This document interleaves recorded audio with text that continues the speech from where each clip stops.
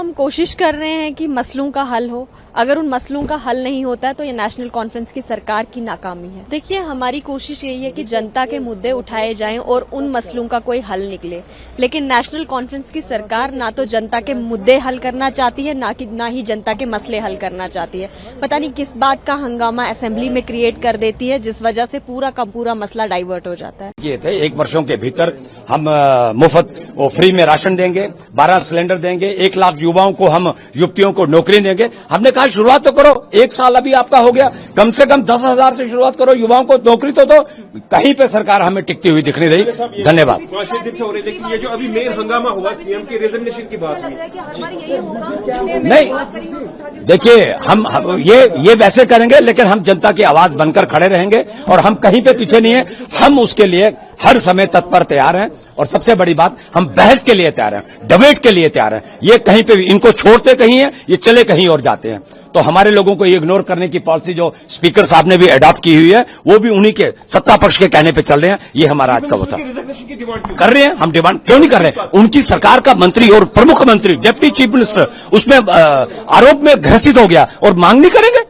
ये कैसे हो सकता है? स्पीकर ने तो बोला आप बाद में बात कर सकते हैं। कहां बात है? स्पीकर तो 3 दिन से यही बात कह रहे हैं, कोई समय नहीं देते। स्पीकर वाइज है, ये मैं आपको बात कह रहा हूं। वो सरकार के साथ मिले हुए हैं, जो सरकार चाह रही है। मुझे कोई शौक नहीं है चिल्लाने का। आपने देखा होगा मैं बड़े कूल माइंड से बैठा था, लेकिन जिस प्रकार से बहुत बड़ा लॉस जम्मू कश्मीर में अगस्त के महीने में हुआ, फ्लड आया, गरीब लोगों के मकान तबाह हुए, फसलें तबाह हुई, हॉर्टिकल्चर लैंड तबाह हुई, स्ट्रक्चर तबाह हुए, लाइव स्टॉक तबाह हुआ, और उन लोगों ने एक आशा बांधी जम्मू कश्मीर सरकार से।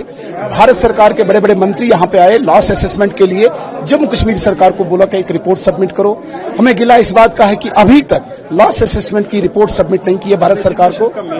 दूसरा, आज बहुत बड़ा स्कैम रिवील किया है, एक्सेलसर की फ्रंट पेज स्टोरी है। करोड़ों रुपए के टेंडर्स अलॉट किए गए हैं, सारी गाइडलाइंस को वायलेट करके और किसी पर्टिकुलर आदमी को फायदा देने के लिए आज फ्रंट पेज स्टोरी है। मैं ये कहता हूं, उस कॉन्स्टिट्यूएंसी के एमएलए कौन है, उस कॉन्स्टिट्यूएंसी के मिनिस्टर कौन है? क्या वो उमर साहब के नजदीकी मिनिस्टर हैं? क्या वो लेट नाइट तक डिस्कशन करते हैं, नहीं करते हैं उमर साहब के साथ? अगर वो करते हैं, आप पता करिए आज जो स्टोरी लगी, अगर वो लेट नाइट डिस्कशन करते हैं उमर साहब के साथ, क्या यही लेन देन की बातें चल रही है वहां पे? क्या यही स्कैम की बातें चल रही है वहां पे? अगर चल रही है तो आप रिजाइन करें।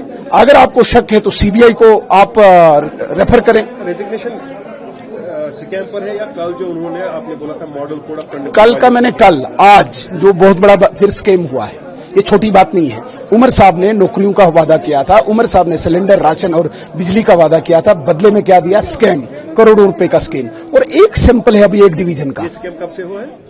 ये मुझे लगता है पूरे इसी साल से हुआ है, 2024 दिसंबर से उन्होंने दिखाया है। अभी 8 महीने का करोड़ों रुपए का स्कैम है, छोटी बात नहीं है। और मैं कहता हूं कि आपको मैं आग्रह करता हूं, आप पता करिए कि वहां के मंत्री कौन है। क्या वो उमर साहब के नजदीकी मंत्री नहीं है? और लेट नाइट वो डिस्कशन नहीं करते हैं? हमें शक है कि वो डिस्कशन सिर्फ यही होती है कि इस स्कीम में कितना हिस्सा कहां जाएगा, लेन देन कहां करना है। उनको रिजाइन करना चाहिए इस बात पर। हाँ जी, देखिए, ऐसा है कि हम पिछले 4 दिन से ये डिमांड कर रहे हैं कि जो अगस्त में फ्लड आया, लैंडस्लाइड्स आए, जो तबाही हुई, उस पर एक आधे घंटे की या 1 घंटे की डिस्कशन की जाए। वो स्पीकर साहब ने पिछले कल भी कहा था कि हम क्वेश्चन आवर के बाद आपको अलाउ करेंगे, लेकिन वो नहीं किया। और आज फिर दोबारा हमने जब ये डिमांड उठाई तो स्पीकर साहब ने मना कर दिया, और जो नॉर्मल बिजनेस हाउस है उसको चलाने के लिए उन्होंने कहा। मना करने की कोई खास वजह? मुझे लगता है कि गवर्नमेंट चाहती नहीं है, ऐसी सीरियसनेस नहीं देखती है कि इतने लोग मर गए हैं। मेरी अपनी कंस्टिट्यूएंसी में 11 लोग मर गए थे इसमें फ्लड में, और तकरीबन 16 घर बिल्कुल ही जमीन दोष हो गए थे। और उन लोगों को जो एशकिरेशिया मिले, उसके बाद जो बाकी उनको रिहेबिलिटेट करना था, रोड की कनेक्टिविटी का इशू है, वहां पानी बांधा अभी तक 2.5 महीने से वो बोतलें ले लेके पानी पी रहे हैं। तो कहीं ना कहीं गवर्नमेंट नॉन सीरियस था, और उसके लिए गवर्नमेंट का ध्यान दिलाने के लिए हमने कहा था कि चाहे किश्तवाड़ में जो ट्रेजेडी हुई, या हमारे कठुआ में हुई, या बाकी जगह जो सैलाब आया, पूरी जम्मू कश्मीर में, इवन कश्मीरी वैली में भी काफी नुकसान हुआ, लेकिन गवर्नमेंट अगर सीरियस अपने लोगों के मुताबिक, उनको आधे घंटे के लिए डिस्कशन करने में क्या ऐतराज था? क्योंकि हम सभी की यही मंशा है कि हम सारे लोग जो फंसे हुए सैलाब में जो सफर हुए लोग, उनकी मदद करें। लेकिन ये डिस्कशन नहीं करना, एक्शन लेना तो दूर की बात है, डिस्कशन ही नहीं करना। इससे लगता है कि गवर्नमेंट नॉन सीरियस है और जो लोग मरे हुए हैं और जो सफर कर रहे हैं उनके प्रति टोटली इनसेंसिटिव है।